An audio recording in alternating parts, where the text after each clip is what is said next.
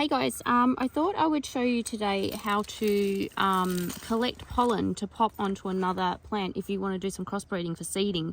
We're kind of probably a couple of weeks late here to do that, but I've still got a couple of lasting blooms that will be good enough to actually just demonstrate what I do, which is good enough to just show you now what I do.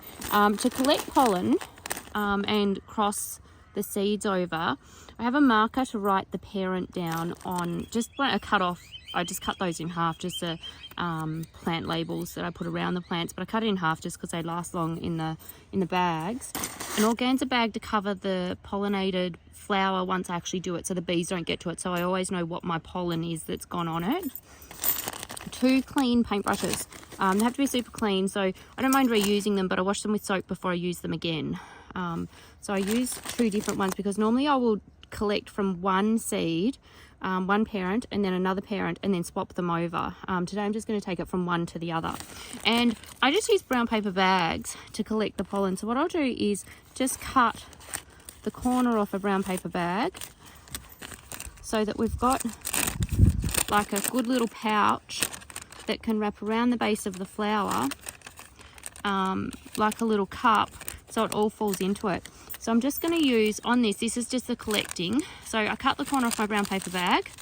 You could use an envelope, or you could sticky tape some paper together and make your own little cup holder. You could even use a plastic cup, but I just like to toss it out afterwards so I've cleaned up the pollen, and a clean paintbrush. And we come up to the flower that's exposing its pollen and just sort of pop it into the cup, and you can see some of the pollen has actually fallen down here. So we just sort of brush what's fallen and then brush off the center to get that to all fall in, collecting. Like I said, it's like right at the end of the season, so there's not a lot, but there is a bit there. This is a really good way to actually catch it if you're using flat paper. That would have been thrown away. So I'll just wait for that wind to go. So just open his face up and brush off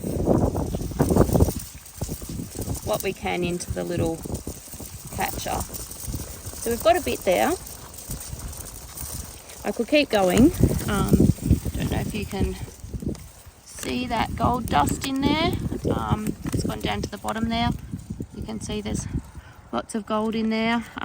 When it's earlier in the season, or earlier, late end of the season, you'll get a lot more than that. That's just the last little bits that are left on this open face. Normally 2 or 3 days after they open. This one's been open for 4 or 5 days. So that one there is Winky Whopper. I'm just going to keep his little brush in there and fold him over. And then I'm going to go and find the bloom that I want to cross him over with. And we'll take the rest of these bits and bobs over there and do the second part.